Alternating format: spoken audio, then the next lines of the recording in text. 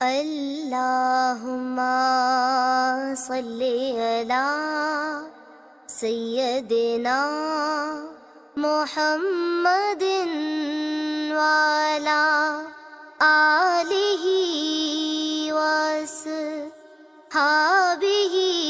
وسلم۔ الحمدللہ رب العالمین والصلاة والسلام علی اشرف الانبیاء والمرسلین وعلی آلہ وصحبہ اجمعین۔ اللہم صلی علی محمد وعلی آل محمد کما صلیت علی ابراہیم وعلی آل ابراہیم انک حمید مجید۔ اللہم بارک علی محمد وعلی آل محمد کما بارکت علی ابراہیم وعلی آل ابراہیم انک حمید مجید۔ کبھی ہم نے یہ سوچا ہے کہ مکہ مکرمہ میں اللہ کے رسول صلی اللہ علیہ وسلم نے بعثت نبوی کے بعد جس طرح چن چن کر اپنے دوست اور احباب اور غیروں کو بھی جس طرح ان کو دین کی دعوت دی، اور پھر جب انہوں نے دین کی دعوت کو قبول کیا تو یہ لوگ کیسے بن گئے، کیا تبدیلی آئی ان کے اندر، کیا انقلاب آیا؟ آئیے ذرا دیکھتے ہیں۔ سعد بن ابی وقاص مکہ مکرمہ کے رہنے والے تھے، اور تو کیا بتاؤں کہ اللہ کے رسول صلی اللہ علیہ وسلم کے ماموں تھے، جن کے بارے میں تاریخ بتاتی ہے کہ ایران جو سپر پاور تھی اس کے فاتح تھے وہ، اور حضور اکرم صلی اللہ علیہ وسلم بڑے فخر سے فرمایا کرتے تھے کہ ھذا خالی ارونی خالکم، یہ میرے ماموں ہیں، کوئی ان جیسا ماموں دکھاؤ نا مجھے۔ تو جب وہ ایمان لائے تو ذرا دیکھیے، سوچئے کہ وہ کیا تھے، کیا بن گئے۔ ایمان لانے کے بعد جو گھر جاتے ہیں تو ان کی جو والدہ ہے بات چیت کی اور ان کو بتایا کہ میں نے تو محمد صلی اللہ علیہ وسلم کا دین قبول کر لیا۔ ان کی والدہ نے فیصلہ کیا کہ تم نے اگر دین قبول کیا ہے تو پھر سنو، کیا میں نے بھی آج سے کھانا اور پینا بند کر دیا۔ تمہارا دین قبول کرنا اور میرا کھانا اور پینا بند کرنا دونوں کے الگ الگ نتائج ہیں۔ میں اس وقت تک نہ کھاؤں گی نہ پیوں گی جب تک کہ تم یہ دین نہیں چھوڑ دیتے۔ یہ انسان جس نے اس بات کی شہادت دی تھی کہ لا الہ الا اللہ محمد رسول اللہ، بڑی آزمائش میں آتا ہے۔ ایک طرف ماں ہے، محبت ہے، پیار ہے، ساری زندگی اس نے پالا ہے، اس کے احسانات ہیں، دوسری طرف ایک دین ہے، اور وہ دین بھی بڑے صدق دل سے قبول کیا ہے۔ آج مشکل میں آ گیا کہ ماں اس طرح کہہ رہی ہے تو حضرت سعد بن ابی وقاص جو ہیں بہت پریشان ہو گئے کہ ماں کو چھوڑیں یا دین کو چھوڑیں۔ ماں کی شرط یہ تھی کہ تم اس دین کو چھوڑو تب میں کھانا پینا شروع کریں گے۔ لیکن حضرت سعد بن ابی وقاص نے ماں کو بالکل اسی وقت یہ سنا دیا کہ اماں یا اماں لو کانت لک مئۃ نفس خرجت واحدۃ واحدۃ لما کفرت بمحمد۔ اماں آپ نے بھی فیصلہ کیا، میرا فیصلہ بھی سن لیجیے۔ کیا فیصلہ ہے؟ اور وہ یہ ہے کہ آپ کی تو اماں جان 100 جانیں بھی نہیں ہیں، اگر آپ کی 100 جانیں ہوتی ہیں، آپ کی تو ایک ہی جان ہے۔ خرجت واحدۃ، میرے سامنے تڑپ تڑپ کے آپ کی نکلتی رہتی ہیں وہ جانیں، لما کفرت بمحمد، تب بھی میں نے جو دین اختیار کیا ہے اس کو کبھی نہ چھوڑتا۔ فیصلہ کیا، دو ٹوک کیا، دو رنگی نہیں اختیار کی۔ بندگی رب کا جو ایمان میں قبول کیا کہ بندگی رب کو اختیار کیا ہے، اتباع رسول کو اختیار کیا ہے، تو ماں کو بھی یہی جواب دیا۔ واپس آتے ہیں اللہ کے رسول صلی اللہ علیہ وسلم سے یہ پریشانی جو ہے وہ بیان کرتے ہیں، کہتے ہیں کہ یا رسول اللہ میری ماں مجھے بڑی اچھی لگتی ہے، لیکن میں نے اس کو یہ فیصلہ سنا دیا ہے، تو آپ دعا کیجئے نا کہ اللہ اس کو بھی ایمان سے سرفراز فرمائے۔ اللہ کے رسول صلی اللہ علیہ وسلم نے ہاتھ اٹھا دیے، اللہ سے دعا کی، کہا سعد اب جاؤ ذرا گھر۔ وہ گھر پہنچتے ہیں، ماں اس وقت جو گفتگو کرتی ہے وہ یوں ہے کہ سعد وہ جو دین تم نے قبول کیا وہ ہے کیسا؟ آپ دیکھیے نا، کس نے دعا مانگی؟ اللہ کے رسول نے دعا مانگی، کتنی جلدی قبول ہوئی، فوراً قبول ہوئی۔ اب ماں اسی دین کے بارے میں پوچھ رہی تھی تو انہوں نے بتایا اور ماں نے بھی دین وہ قبول کر لیا۔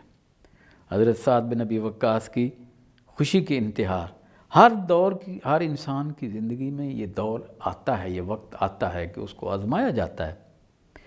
تو حضرت سعد بن ابی وقاص نے فیصلہ کیا تھا کہ دین کو ہی جو ہے وہ اختیار کریں گے، ماں نہیں۔ اب آپ دیکھیے اللہ تعالیٰ نے کیا فضل کیا کہ دین بھی عطا کر دیا، ماں بھی عطا کر دی۔ اللہ کے رسول نے دعا مانگی اور وہ قبول ہو گئے۔ انسان لالچی ہوتا ہے نا، بس واپس پلٹے، اور اس لالچ میں اتنی جلدی دعا قبول ہوئی۔ اللہ کے رسول صلی اللہ علیہ وسلم سے عرض کیا کہ یا رسول اللہ، آپ نے دعا مانگی، میری ماں نے بھی دین قبول کر لیا۔ اللہ کے رسول کو بھی خوشی ہوئی، تھوڑا سا آگے بڑھے، کہنے لگے یا رسول اللہ کیا ایسا ہو سکتا ہے کہ آپ نے دعا مانگی اور وہ قبول ہو گئی، میں بھی مانگا کروں، میری بھی قبول ہو جایا کرے۔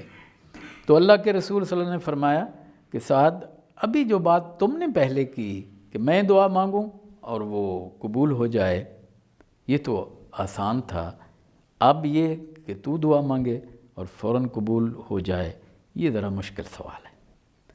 حضرت سعد بن ابی وقاص نے سوچا کہ کیا مشکل ہے اس میں؟ یا رسول اللہ مجھے بتائیے نا کیا مشکل ہے؟ کہا مشکل یہ ہے کہ جس شخص کا کھانا پینا اور پہننا حرام کا ہو، اس کی دعا قبول نہیں ہوتی۔ سعد بن ابی وقاص نے اسی وقت فیصلہ کیا کہ اچھا اگر شرائط یہ ہیں تو مجھے یہ شرائط قبول ہے۔ کہا کہ یا رسول اللہ آپ کو میں گواہ بناتا ہوں، آج کے بعد میرا کھانا اور پینا اور پہننا حرام نہیں ہوگا۔ فیصلہ کر لیا، اور اس کے بعد حضرت سعد بن ابی وقاص جو ہیں وہ مستجاب الدعوات صحابہ میں مشہور تھے۔ جب انہوں نے دعا مانگی اللہ نے قبول کی۔ تو اس کا مطلب یہ ہے کہ دعا کی قبولیت کے لیے حرام جو ہے وہ کبھی بھی قابل قبول نہیں ہے۔ یہی حضرت سعد بن ابی وقاص آخر عمر میں جو ہیں وہ نابینا ہو گئے، بیٹے کے ساتھ مسجد نبوی تک سہارا لے کر آتے تھے۔ بیٹے نے ایک دن کہا کہ ابا جان آپ مستجاب الدعوات، آپ دعا کیوں نہیں مانگتے، اللہ آپ کو یہ نظر واپس کر دے۔ کہا بیٹے نہیں یہ دعا میں کبھی نہیں مانگنے والا ہوں۔ کہا ابا جان کیوں؟ مشکل آتی ہے راستے میں۔ کہتے یہ ساری مشکلات میں جھیل لوں گا لیکن یہ دعا نہیں مانگنے والا میں کہ اللہ اس دنیا میں مجھے یہ آنکھیں لوٹا دے۔ کہا کیوں؟ کہا اس لیے کہ میں نے اپنے پیارے نبی صلی اللہ علیہ وسلم سے سنا، آپ نے فرمایا قیامت کا دن ہوگا، ایک انسان اپنے رب کے سامنے کھڑا ہوگا اور وہ نابینا ہوگا۔ میرے نبی نے فرمایا کہ اللہ اس سے سوال کرے گا کہ او میرے بندے، میں نے تو تجھے بینا پیدا کیا تھا، پھر آج تو میرے سامنے جو ہے نابینا کھڑا ہے، تو کیا ہوا؟ تو وہ بندہ اپنے رب سے کہے گا بے عزتک و جلالک یا رب، تیرے جلال کی تجھے قسم کیا ہے کہ تو نے مجھے آنکھیں دی تھیں اور پھر وہ تو نے ہی لے لیں اور میں نے اس کے اوپر صبر کیا اور کوئی شکوہ نہیں کیا۔ اللہ فرمائے گا صدقتا، یہ بات تو نے ٹھیک کی، صبر بھی کیا، شکوہ بھی نہیں کیا۔ تو اللہ اس وقت جو فیصلہ فرمائیں گے، نبی کریم صلی اللہ علیہ وسلم نے فرمایا کہ اللہ یہ فرمائیں گے تو نے کوئی شکوہ نہیں کیا، صبر کیا، آج اس کا بدلہ تجھے میں یہ دیتا ہوں کہ یہ میری جنت ہے، اس کے جس دروازے سے تو چاہے داخل ہو جا۔ تو بیٹے میں اس دن کے انتظار میں ہوں، میں ادھر آنکھیں نہیں مانگنے والا، میں چاہتا ہوں کہ وہ شخص میں ہی ہوں کہ میں کھڑا ہوں اللہ کے سامنے، اللہ مجھ سے پوچھے، سوال کرے اور میں ایسا جواب دوں کہ میں نے صبر کیا، شکوہ نہیں کیا، پھر اللہ مجھ سے فرمائے کہ یہ میری جنت ہے، اس کے جس دروازے سے چاہو داخل ہو جاؤ۔ حضرات یہ سعد بن ابی وقاص ہیں، اور اللہ کے رسول صلی اللہ علیہ وسلم نے ایسے ہی لوگوں کو چن چن کے ان کی تربیت کی۔ آپ نے جو لوگ تیار کیے واللہ وہ سپر پاور بھی ان کے سامنے نہ ٹھہر سکی، اور وہ فاتح ایران کہلاتے ہیں۔ وآخر دعوانا الحمدللہ رب العالمین۔ اللہم صلی علی سیدنا محمد وعلی آلہ وصحبہ